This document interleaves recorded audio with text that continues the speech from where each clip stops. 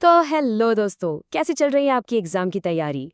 अगर आप semiconductor physics के इन दो सबसे कंफ्यूजिंग टॉपिक्स ब्लॉक थ्योरम और क्रोनिग पेनी मॉडल को देखकर थोड़े स्ट्रेस्ड हो, तो बिल्कुल टेंशन मत लो।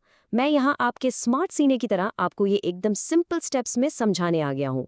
By the end of this explainer, ये पूरी डेरिवेशन आपके दिमाग में एकदम मक्खन की तरह क्लियर हो जाएगी।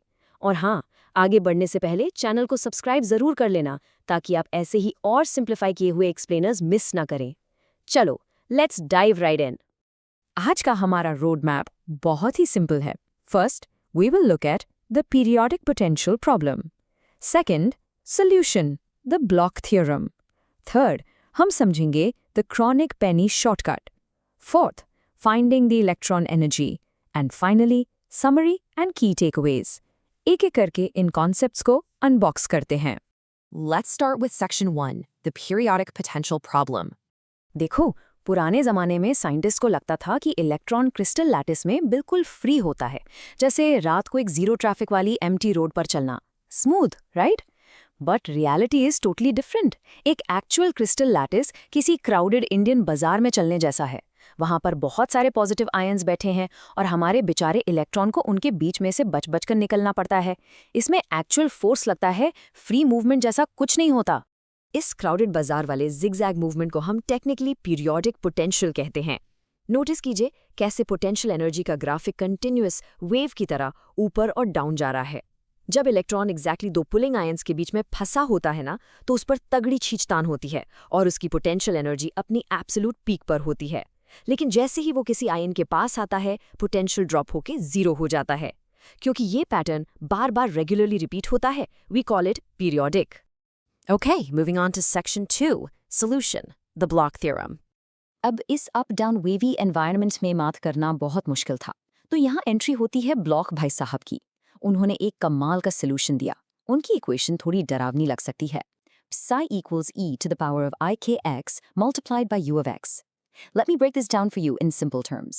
ब्लॉक ने एसेंशियली ये कहा कि इलेक्ट्रॉन का वेव फंक्शन बेसिकली दो हिस्सों का कॉम्बिनेशन है। पहला पार्ट है प्लेन वेव, जो हमें बताता है कि इलेक्ट्रॉन जनरली किस डायरेक्शन में जा रहा है, और दूसरा पार्ट है पीरियोडिक फंक्शन, जो हमारे क्रिस्टल के इन रिपीटिंग बम्प्स को रिप्रेजेंट करता है। इन दोनों को मल्टीप्लाई करके उन्होंने इस कॉम्प्लेक्स वीवी लैटिस को मैथमेटिकली मॉडल कर लिया। कितना स्मार्ट था ना? बट वेट, एक कैच है। ब्लॉक की इक्वेशन थियोरेटिकल लेवल पर तो बिल्कुल करेक्ट थी, पर एक प्रैक्टिकल प्रॉब्लम आ गई। अगर आप इस वेवी पोटेंशियल ग्राफ को उठाकर श्रोडिंगर वेव इक्वेशन, जो कि फिजिक्स की अल्टीमेट रूल बुक है, उसमें डालकर सॉल्व करने बैठोगे ना, तो भाई हर कर्व का इंटीग्रेशन करना पड़ेगा। ये प्रैक्टिकली एक एब्सोल्यूट मैथ नाइटमेयर बन जाता है। I mean, who wants to do that much calculus, right? So, we need a way out. Enter Section 3, the Chronic Penny shortcut. इस मैथ्स नाइटमेयर से हमें बचाने आए हमारे दो ब्रिलियंट फिजिसिस्ट्स, क्रोनिग और पेनी। इन्होंने मिलकर एक निंजा टेक्निक बनाई। इन्होंने बोला, भाई इन कर्वी पोटेंशियल ग्राफ्स को यूज करना ही बंद करो। उन्होंने सिंपली उन कर्व्स को फ्लैट रेक्टेंगुलर ब्लॉक्स में कन्वर्ट कर दिया। It's exactly like smooth dangerous hills को फ्लैट स्टेयर्स में बदल देना। लो एनर्जी एरियाज बन गए रीजन 1, जिसे हमने पोटेंशियल वेल्स कहा, जहां V 0 है, और हाई एनर्जी एरियाज बन गए रीजन 2, यानी पोटेंशियल बैरियर्स, जहां V मैक्सिमम है, यानी V नॉट। कर्व्स गए और सिंपल क्लीन रेक्टेंगुलर बॉक्सेस आ गए। अब यहाँ आपके दिमाग में एक बहुत ही ऑब्वियस क्वेश्चन आना चाहिए, भैया इस फ्लैट रेक्टेंगुलर शॉर्टकट से हम हैवी मैट्रिक्स मैथ तो चलो स्किप कर लेंगे, पर ये एग्जैक्टली इलेक्ट्रॉन की एनर्जी स्टेट निकालने में एक्चुअल में कैसे मदद करेगा? That's a great question. Let's pivot from this theory and look at how we actually apply this.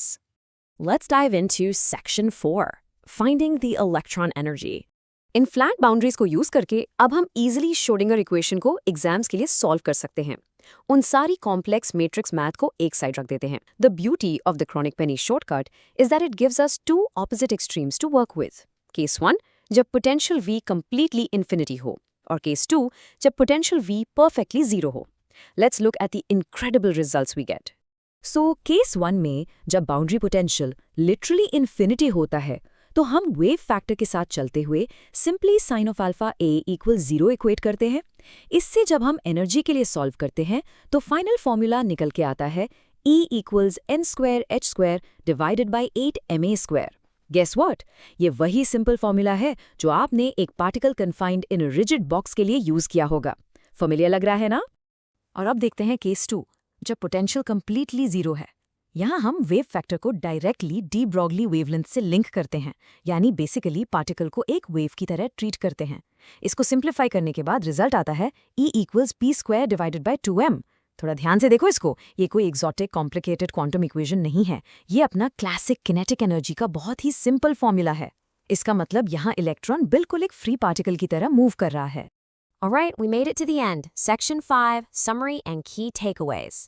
Exam के डर में ये सारे फॉर्मूलाज मिक्सअप ना हो जाएं, इसलिए let's quickly bring everything together. पहला टेकअवे, फ्री इलेक्ट्रॉन वाला एम्प्टी रोड बस एक इल्यूजन था। रियल क्रिस्टल्स में क्राउडेड पीरियोडिक पोटेंशियल होता है। दूसरा, ब्लॉक थ्योरम ने इस कॉम्प्लेक्स वेवी पाथ को फाइनली मैच दिया। तीसरा, क्रॉनिक पेनी ने इन ट्रिकी कर्व्स को आसान रेक्टेंगुलर ब्लॉक्स में तोड़ दिया, यानी वेल्स एंड बैरियर्स। और हमारा फाइनल पॉइंट, इस एक ब्रिलियंट शॉर्टकट की वजह से हम बिना टेरेबल कैलकुलस किए हुए इलेक्ट्रॉन की एनर्जी सक्सेसफुली निकाल पाएं। देखा आपने, physics isn't that hard when you actually break it down step by step. अगर आप इस सिंपल कहानी को याद रखोगे ना, तो एग्जाम में डेरिवेशंस आपके पेन से अपने आप फ्लो करेंगी। बेस्ट ऑफ लक आपके आने वाले एग्जाम्स के लिए। अगर आपको ये एक्सप्लेनर पसंद आया और ऐसे ही और एक्सप्लेनर्स चाहिए, तो इस चैनल को ज़रूर सब्सक्राइब करें, अपने दोस्तों के साथ शेयर करें और पढ़ते रहें। See you in the next one.